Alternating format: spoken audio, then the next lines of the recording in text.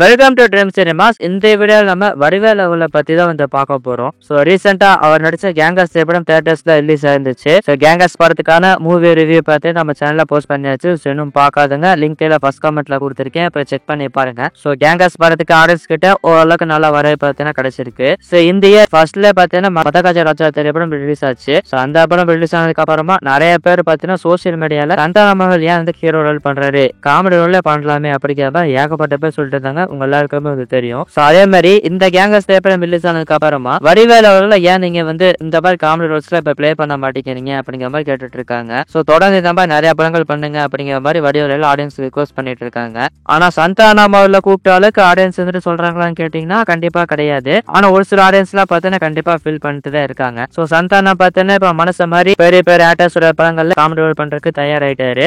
அந்த வகையில எஸ்டிஆர் 40 திரைப்படத்துல அவர் தான் வந்து காமெடி ரோல் பிளே பண்ண போறாரு. அவரை கன்ஃபார்ம் பண்ணிட்டாரு. சோ வடிவேல அந்த விண்டேஜ் வடிவேல எல்லாரும் மிஸ் பண்றாங்க அப்படிங்கிறது உண்மை. சோ ஓல்டு காமெடிஸ் வடிவேலோட ஓல்டு காமெடிஸ் எடுத்துக்கிட்டோம் அப்படின்னா 200% ஆடியன்ஸ் கிட்ட ஒர்க் அவுட் ஆயிரும். சோ இப்போ வரைக்குமே வந்து ஆதித்யா சிரிப்புவலி இந்த சேனல்ல வடிவேலோட காமெடியை போட்டா இப்போ வரைக்குமே நிறைய பேர் உட்காந்து பார்ப்பாங்க. அந்த அளவுக்கு 200% பார்த்தீங்கன்னா காமெடி வந்து ஒர்க் அவுட் ஆயிரும். சோ எத்தனையோ காமெடிகளை பார்த்தீங்கன்னா வயிறு கூலிங் சிரிக்கிற அளவுக்கு அவர் கொடுத்திருக்காரு. பிகாஸ் அவருடைய அந்த எனர்ஜி பார்த்தீங்கன்னா சூப்பரா இருக்கும். எல்லா காமெடியிலுமே பார்த்தீங்கன்னா அந்த எனர்ஜெட்டிக் பெர்ஃபார்மன்ஸ் அப்படிங்கிறது எப்பவுமே கொடுத்துருவாரு. இப்ப இருக்கேன் பார்த்தீங்கன்னா சோசியல் மீடியால மீம் கிரியேட்டர்ஸ்ல மீம் கிரியேட் பண்றதுக்கு அவரோட காமெடி டெம்ப்ளேட் தான் பார்த்தீங்கன்னா யூஸ் பண்ணிட்டு இருக்காங்க. சோ காமெடி ரோல்ல ஒரு பிக் ஆக்டர் பார்த்தீங்கன்னா வடிவேலு அவர்கள். சோ வடிவேலு, விவேக் இவங்க எல்லாம் இருந்த காலகட்டத்துல பாத்தீங்கன்னா நம்ம தமிழ் சினிமாவில காமெடிக்கு பஞ்சமே இருக்காது அப்படிங்கிறது உண்மை. சோ ஒரு திரைப்படத்துல ஒண்ணுமே இல்லைனாலும் அந்த காமெடிஸ் வச்சு அந்த ஒப்பேத்திடலாம். அந்த அளவுக்கு அவங்களோட காமெடிஸ் பார்த்தீங்கன்னா சூப்பராக ஒர்க் அவுட் ஆயிட்டு இருந்துச்சு. இப்ப வரைக்குமே அந்த காமெடிஸ் எல்லாம் பார்த்தீங்கன்னா ஆதித்யா சிரிப்புலி சேனல்ல போட்டு ரசிச்சு பார்க்கலாம். அந்த அளவுக்கு எப்பவுமே சலிக்காத ஒரு எவர்கிரீன் காமெடிஸ் அப்படிங்கறதுல கொடுத்திருக்காரு.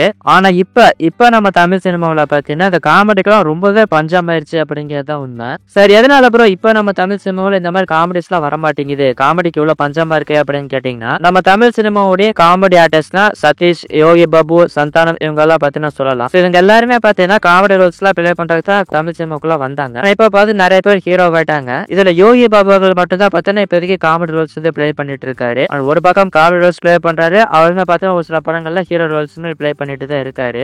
சோ யோகி பாபு அவருக்குமே பார்த்தீங்கன்னா நிறைய ரசிகோட காமெடிகள்ல வந்து கொடுத்திருக்காரு. அது வந்து ஒரு சில பேருக்கு ஒர்க் அவுட் ஆகும், நிறைய பேருக்கு வந்து ஒர்க் அவுட் ஆகல அப்படிங்கறத உண்மை. சோ யோகி பாபுல பாத்தீங்கன்னா நிறைய டார்க் காமெடிஸ் தான் வந்து யூஸ் பண்ணுவாரு. சோ இந்த மாதிரி டார்க் காமெடிஸ் பாத்தீங்கன்னா ஒரு மிகப்பெரிய இம்பாக்ட் வந்து ஆடியன்ஸ் கிட்ட கிரியேட் பண்ணுமான்னு கேட்டீங்கன்னா கண்டிப்பா வந்து கிடையாது. சோ இந்த மாதிரி டார்க் காமெடிஸ் பார்த்தா நெல்சன் ஒரு திரைப்படத்தில் நீங்க பார்க்கலாம். சோ அவரோட எல்லா திரைப்படங்களுமே பார்த்தா டார்க் காமெடிஸ் யூஸ் பண்ணிட்டே வராரு. அந்த டார்க் காமெடி தான் அவரோட படத்துல மிகப்பெரிய பிளஸ் அப்படின்னு வந்து சொல்லலாம். சோ இந்த டார்க் காமெடிஸ் கரெக்டா ஹேண்டில் பண்ணக்கூடிய ஒரு டைரக்டர் வந்து நெல்சன் அவர்கள். சோ இந்த மாதிரி டார்க் காமெடிஸ் பாத்தீங்கன்னா யங்ஸ்டர்ஸ்க்கு வந்து பாத்தீங்கன்னா நல்லா ஒர்க் அவுட் ஆகும். யங்ஸ்டர்ஸ் இப்ப இருக்கக்கூடிய ஆடியன்ஸ்க்குலாம் பாத்தீங்கன்னா இந்த டார்க் காமெடிஸ் அப்படிங்கிறதுல ஒர்க் அவுட் ஆகும். ஆனா இப்ப வரைக்குமே இந்த வடிவேலு, விவேக் இவங்க காமெடி எல்லாம் பார்த்து ரசிச்சவங்களுக்கு இந்த மாதிரி டார்க் காமெடிஸ் வந்து அவ்வளவு இம்ப்ரெஷன் ஆகுமான்னு கேட்டீங்கன்னா கண்டிப்பா வந்து கிடையாது. சோ அவங்களுக்கு எல்லாம் பாத்தீங்கன்னா இந்த மாதிரி டார்க் காமெடிஸ் வந்து ஓகே அப்படிங்கிற மாதிரி தான் வந்து இருக்கும். பிகாஸ் எதனால அப்படின்னு சொல்லி கேட்டீங்கன்னா இந்த ஓல்டு காமெடிஸ் அப்படிங்கறத எடுத்துக்கிட்டீங்கன்னா இந்த கேரக்டர்ஸ் பார்த்தால் நம்மளுக்கு வந்து சிரிப்பு வரும். இந்த கேரக்டர்ஸ் உடைய மேனரிசம், அந்த கேரக்டர் வந்து பார்த்தா நம்மளுக்கு வந்து சிரிப்பு வந்துடும். அந்த டைம்ல அவங்க பண்ணக்கூடிய அந்த காமெடிஸ், அந்த டயலாக் டெலிவரி இது எல்லாமே சேர்ந்தது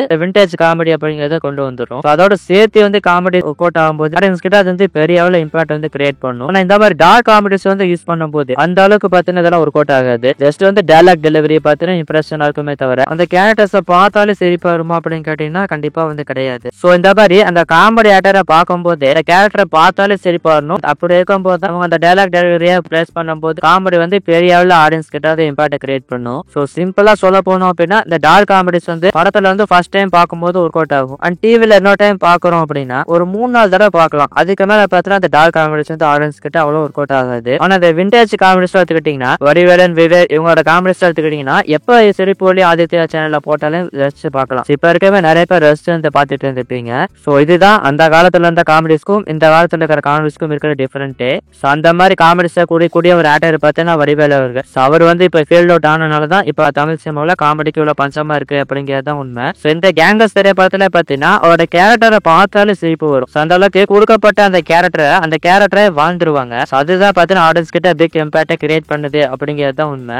சோ படத்துல டேரக்டர்ஸ் வந்து டார்க் காமெடிஸ் யூஸ் பண்றாங்க அப்படிங்கிறது ஒரு பக்கம். இன்னொரு பக்கம் பாத்தீங்கன்னா நிறைய டேரக்டர்ஸ் படத்துல காமெடி யூஸ் பண்ண மாட்டேங்கிறாங்க அப்படிங்கறதான் உண்மை. இப்ப வர நிறைய திரைப்படங்களை பாத்தீங்கன்னா காமெடிஸா யூஸே பண்ண மாட்டேங்கிறாங்க அப்படிங்கிறது தான் உண்மை. ஸோ நிறைய படம் பார்த்தீங்கன்னா ஆக்ஷன் திரைப்படங்களா தான் வருது. அதுல பார்த்தீங்கன்னா பெருசா காமெடிஸ்லாம் டேரக்டர்ஸ் யூஸ் பண்ணவே மாட்டேங்கிறாங்க. அண்ட் சுந்தர் சி, நெல்சன் இந்த மாதிரி டேரக்டர்ஸ் தான் பார்த்தீங்கன்னா இந்த காமெடிஸ் வந்து யூஸ் பண்ணிட்டே வர்றாங்க. ஸோ அதையுமே கோலிவுட்ல காமெடிஸ்க்கு பஞ்சமானது ஒரு காரணம் அப்படின்னு வந்து சொல்லலாம். ஸோ வடிவேலுக்கு இந்த மாதிரி தொடர்ந்து நிறைய திரைப்படங்கள் காமெடி திரைப்படங்கள் நடிச்சாரு அப்படின்னா மேபி ஃபியூச்சர்ல இந்த காமெடிக்கு பஞ்சம் இருக்காது அப்படிங்கிற மாதிரி நினைக்கிறேன். அண்ட் டேரக்டர்ஸ்மே பார்த்தீங்கன்னா நிறைய டார்க் காமெடிஸ் வந்து யூஸ் பண்ணாம பழைய விண்டேஜ்ல இருக்கிற காமெடிஸ் ஒர்க் அவுட் பண்ணாங்கன்னா நல்லா இருக்கும். ஸோ இந்த கேங்கஸ் திரைப்படத்திலே வடிவேலோட காமெடி பார்த்தீங்கன்னா அவ்வளவோ ஒர்க் அவுட் ஆச்சான்னு கேட்டீங்கன்னா கண்டிப்பா வந்து கிடையாது. நிறைய சீன்ஸ் வந்து ஆடியன்ஸ் கிட்ட ஒர்க் அவுட் ஆச்சு. அண்ட் நிறைய சீன் பார்த்தீங்கன்னா இன்னும் கொஞ்சம் பெட்டரா பண்ணிருக்கலாமோ அப்படிங்கிற மாதிரி தான் இருந்துச்சு.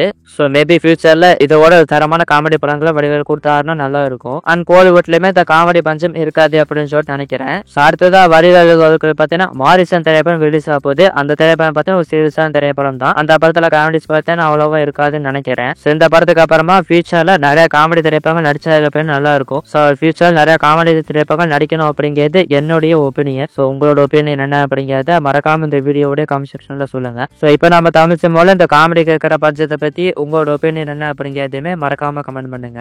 ஸோ அவ்வளவுதான் இந்த வீடியோ. இந்த ட்ரீம் சினிமா சேனல் நீங்க ஃபர்ஸ்ட் டைம் விசிட் பண்றீங்க அப்படின்னா மறக்காம சப்ஸ்கிரைப் பண்ணி வச்சுக்கோங்க. நம்ம ட்ரீம் சினிமா சேனல்ல பார்த்தீங்கன்னா டெய்லி மூவி அப்டேட்ஸ் போஸ்ட் பண்ணிட்டு இருக்கோம். And movie reviews, trailer and song reviews வந்து போஸ்ட் பண்ணிட்டு இருக்கோம். ஸோ எங்க நீங்க சப்போர்ட் பண்ணணும் அப்படின்னு நினைச்சீங்கன்னா இப்பவே நம்ம ட்ரீம் சினிமா சேனல் சப்ஸ்கிரைப் பண்ணி வச்சுக்கோங்க. மீண்டும் மற்றும் சூப்பரான ஒரு வீடியோவில் உங்களை சந்திக்கிறேன். நன்றி, வணக்கம்.